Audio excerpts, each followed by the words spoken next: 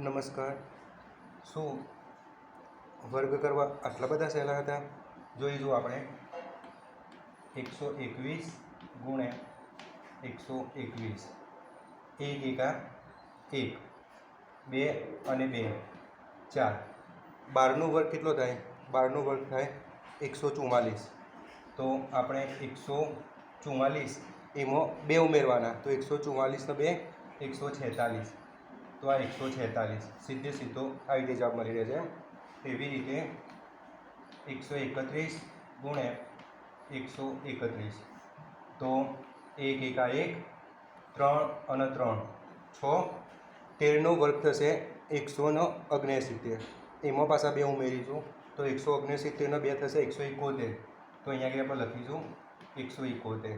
આ રીતે એકદમ સરળ રીતે આપણે વર્ગ કરી શકીશું.